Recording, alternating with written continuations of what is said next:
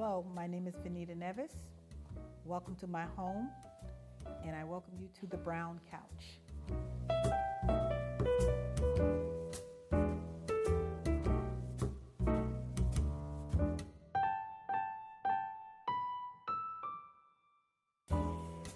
Good evening. Welcome. Good evening. Thank you for having me. Before we get started, I hear congratulations are in order. I saw you. You proposed to Miss Jasmine. Congratulations. Yes. What a year for you. You had a brand new baby boy, and now you're getting ready to get married. Yes. How does that feel? Oh, it feels wonderful. I often talk about when I was incarcerated. I used to talk about what real love was.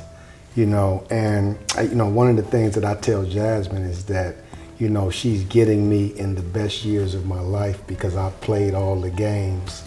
And now I'm serious about building a relationship, right, that's based on true love. And, it feels good to be able to give her that experience. You could see it. Congratulations. It's been a wonderful year for you. Yes, it has. So let's start from the beginning. How did you meet me? Okay, so Miss Vanita, I met you coming out of prison. You were one of the first people that Brother Eddie Slade introduced me to. I met Eddie Slade while I was still incarcerated. You were one of the first persons that he introduced me to help me in my transition, right? And you just went straight to work. Yeah, I remember it was at United Methodist Church. Mm-hmm. On Parsons Avenue, and I think we stood in the parking lot for a while talking before I even said, I'm like, you don't need anything from me. I mean, by the time I met you, you had all your ducks in a row. I think you just wanted to meet me. Because by the time I met you, you had made a reconnection with your family. Uh-huh. You had all your IDs together. Right. You had everything. I think you were just doing the resource, the networking now. Right. Who can I get to find out what I need? Who do I need to talk to? Who do I need to get to know? Right. And I think that's what you were doing at that point in time. So another good thing that just happened to you, and we'll get back to us meeting, and these things are just popping in my head. You got your certificate of qualifying employment. What does that mean to you? And explain to the people what that is for someone with a record. Right, so the CQE, the Certificate for Qualification of Employment, right, is, it came out, it was some legislation that was passed back in 2012, and what it allows returning citizens and restored citizens to do is, it comes from a judge, and once the judge grant this, it is like a statement to prospective employers that we're willing to put our backing behind this person. We believe in the changes that this person has made and the new life they're seeking to live. And we're willing to put our backing behind them in the form of providing you with an $8,400 tax credit, a $5,000 bond, and immunity from liability should they do anything while they're in your employment, right? So that's what it does for employers, right? So it helps individuals get jobs, right?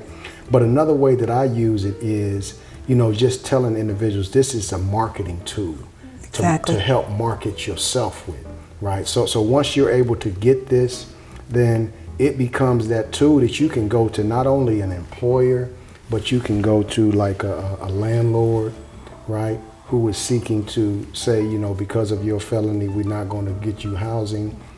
So I tell individuals, this is something that we can use to show that we should not be held hostage to our past, because this is something that says, I've changed my life, and I'm not asking you to give the person who caught that case how many ever years ago. I'm asking you to give me a chance, the person that I'm becoming now. And that's what the CQE does. So for me, it was just like my release.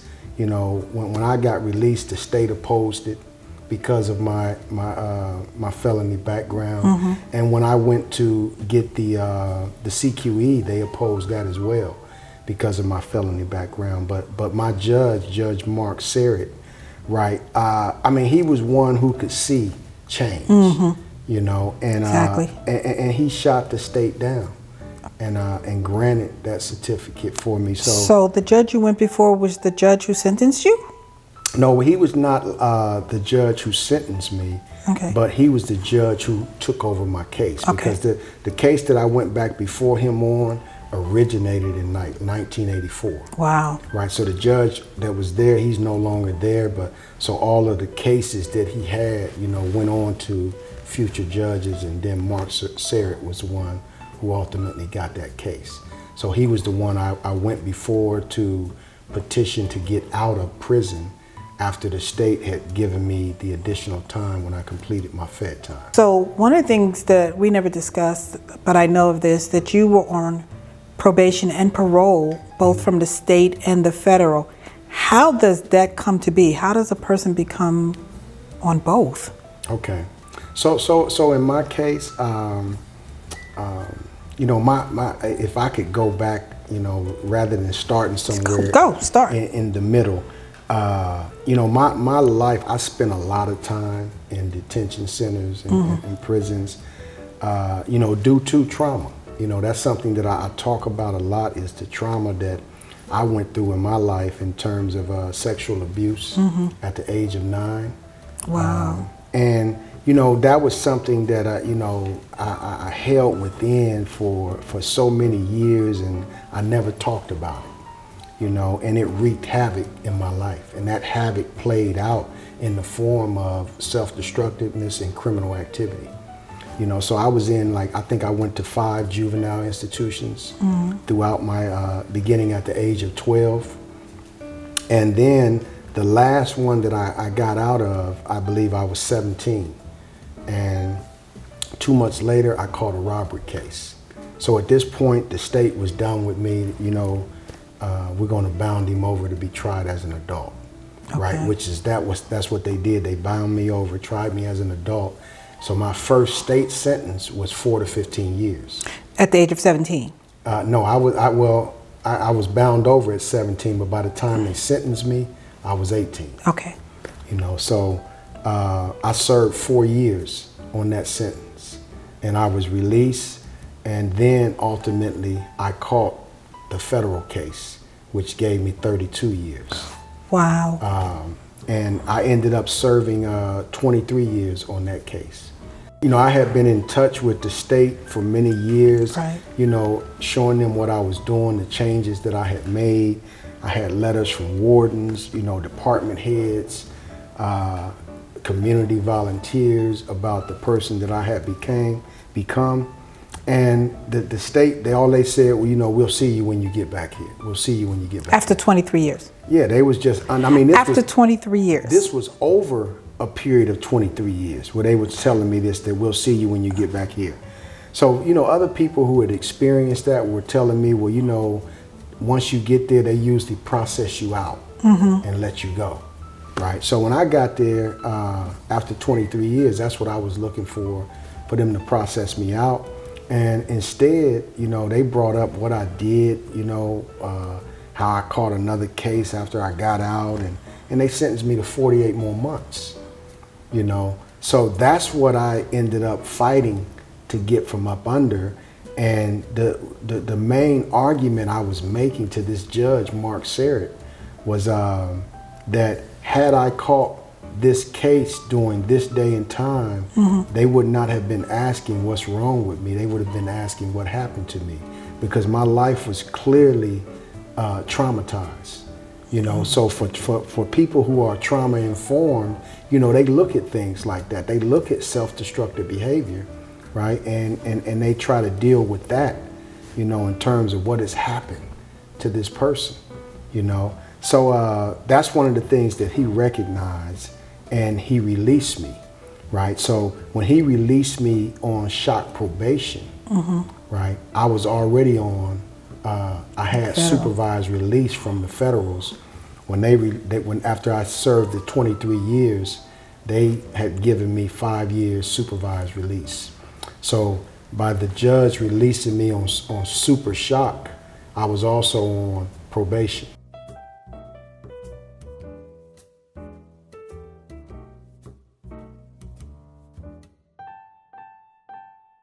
So I got off of that in a year, and I had 3 years state probation. They let me off in 18 months. You know. So take us through some of the processes and resources that you use to get you where you are now, to Right. where you're employed now. What programs, reentry programs, did you participate in? What? Let me see what I can say. This just talk us through that. What was your process? So I guess the number one process that I used, and this is what I tell everybody, is out of 27 years, I didn't serve that time. I made that time serve me. And that's how I've been so successful. You know, I've had people tell me that, you know, I'm the exception to the rule, because I haven't been out 3 years. It'll be 3 years next month, as a matter of fact. But, you know, I've been moving so fast. My PO used to tell me that, you know, I need to slow down. And I was like, you know, slow down for what?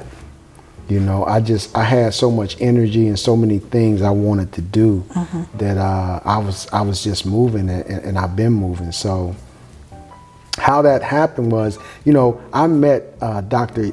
Yvonne Watson while I was incarcerated, and she worked at Impact.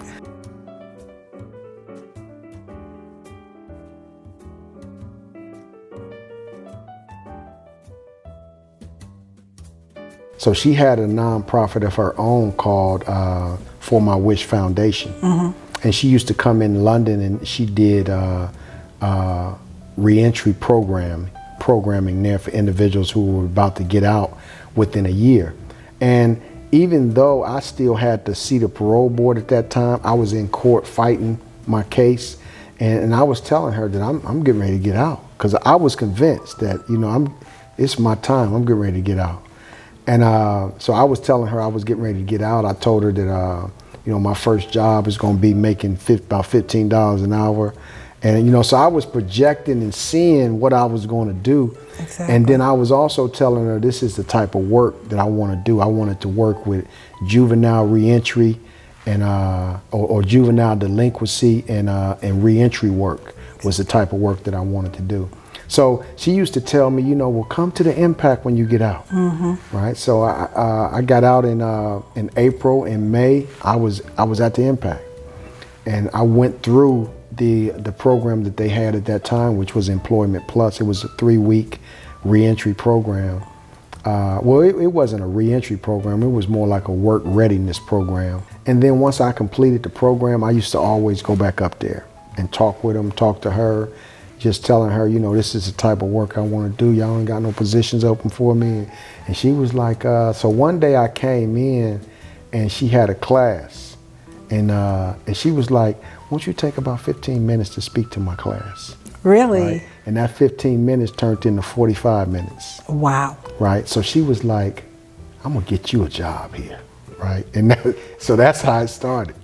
That's how it started. So when she eventually got promoted to program manager, and for her position that she vacated, she interviewed me for it, and that's how I got the job. So you actually got her position? Right, I actually got her position. Wow. I actually got her position.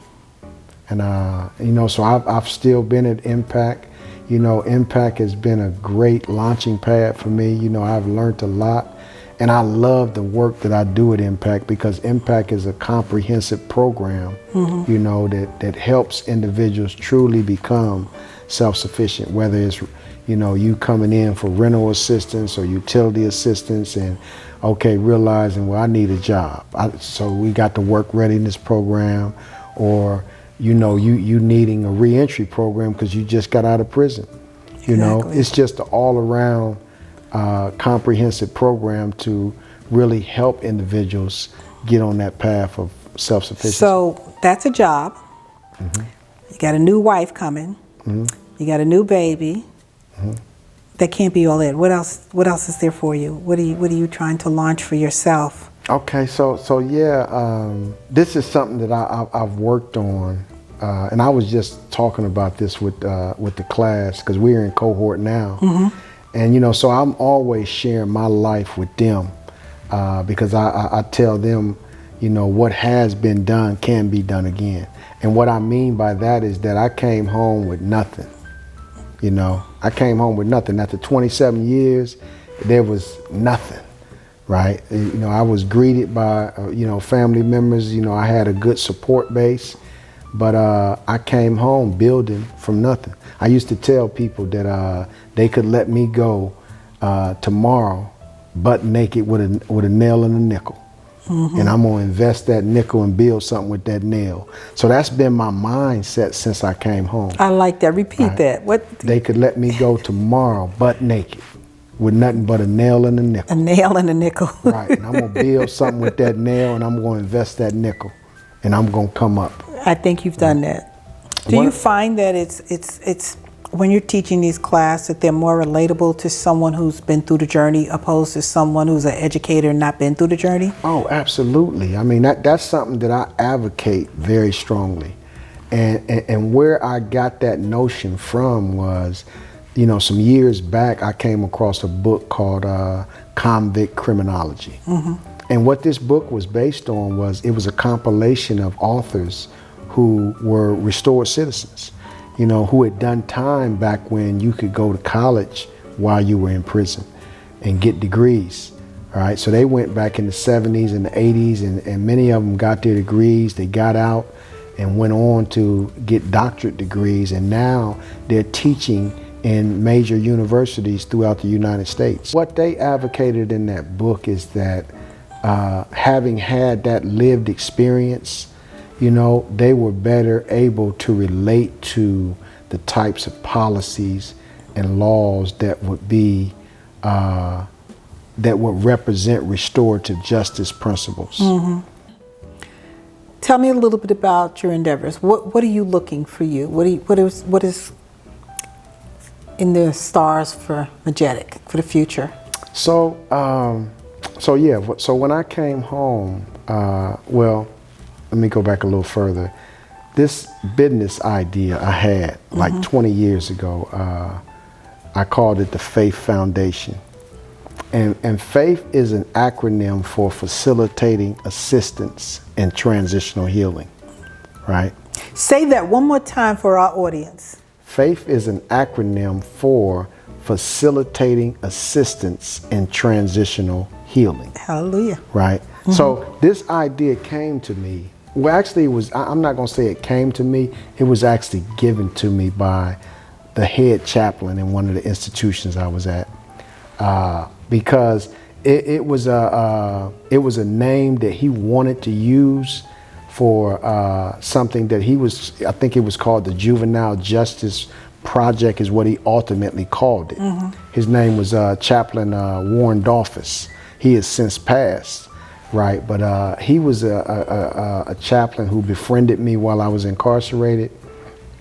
And when he decided he wasn't going to use that name, he said, "Doc," he said, "you take it and use it," right? Because I liked it when he told me. Back up, you. Where's the doc? Who's Doc? So nah, but that's what he used to. He called everybody, you know, Doc. Everybody was Doc. Everybody was Doc. You know, Doc. What's going on, Doc? That's how he was. You know, he called everybody Doc.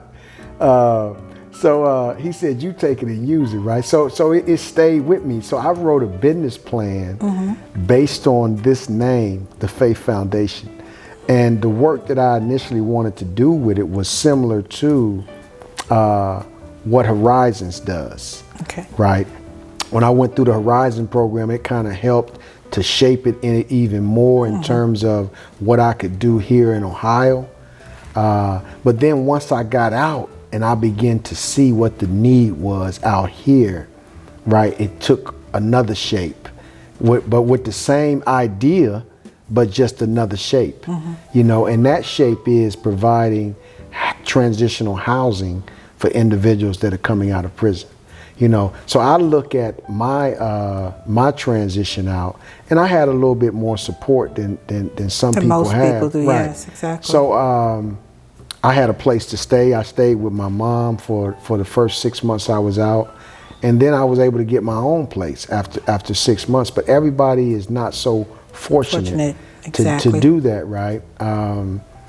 So one of the analogies that I use a lot, you know, and I think it's significant that I'm in this your beautiful home surrounded by plants, right? Because I talk about horticulture, Okay. and how when you remove a plant from one soil to the next, if you don't do that properly, that plant can die from culture shock because it can't assimilate into that new soil because you didn't know what you was doing. Exactly. Right. So I apply that to individuals coming out of prison, and how, you know, if their transition is not done properly, right, then they suffer culture shock, which ends up leading them back into the life that they came from and ultimately back to prison. I've seen so many guys go that route. When I was in, I used to see guys coming back, and I would always have a conversation with them. What happened? You know, and as I listened to them, this is how this analogy began to grow on me, is because they didn't take the necessary precautionary measures to ensure their survival out there. One of the things that I noticed with people coming out of incarceration is quite a few of them will ask to be probationed, paroled in a different city. Exactly. They don't want to go back to the city that they know that they're going to go move in, say, let's go back to mom's house, but mom still lives in the projects, or mom still lives in that neighborhood. Exactly. And if things don't go the way they want, that environment can bring them back. You know, if they're not finding the job they want quickly, they're at McDonald's, but they're not making the money they want to make, or if they can't get out on their own, that environment drags them right back down to where they were. So a lot of them will ask, can I get probationed in another city? Exactly. But with that in mind, you could still have the same environment going somewhere different if you haven't changed. Exactly, the mindset. Exactly, absolutely. So it's all about the mindset. No matter where you're released to, it's all about the mindset. Absolutely correct. As for my program, what I'm seeking to do is create shared housing opportunities for guys that are coming home. So we would begin working with individuals before they got out, and some we would, you know, when they got out, if they qualified to go through our program, you know, we would provide a shared housing unit where they would have their own room, and it would be no more than 3 to 4 guys to a house. Rest of the house would be a shared living space, and there would be a teaching space too, because we would be doing programming in those houses with those individuals, and the goal would be just helping them to get on their feet, helping them, like you talked about, getting credentials, clothing. We would be doing credit repair and credit building. You know, sometimes we would be doing this before they even get out. You know, and I talk about the law of attraction a lot, and the role that's played in my life, you know, and how I've constantly been attracting people and resources to me based on my visions and my ideas. What would you like for them to know about Mujeddid? Who is Mujeddid now? Who Mujeddid was? Just give us a wrap up of you. Right. You know, another analogy that I use in that respect, right, is if the guy that I was to meet the guy that I am, there would be a fist fight, right? Because they're like night and day. You know, I'm in a stage of my life now where it's about legacy. You know, I've been gone. You know, counting my state time and my federal time, over 30 years of that time has been spent in incarceration. But at the same time, that incarceration has been like a womb. You know, it has been like a cocoon for me in terms of the person that I have become, right? So right now, I'm at a place in my life where I want to give back, you know? So that's what I'm seeking to do now, is be a model of what can become. Well, I'm going to say, in the 3.5 years that I've known you, you are exactly a model of what a returning citizen should do, should be, should seek, everything. You are the epitome of that. And I'm grateful for you to sit down with me tonight. I say thank you. And I know we've got much more to do out here. Right. And I thank you for the opportunity to sit down and share my story.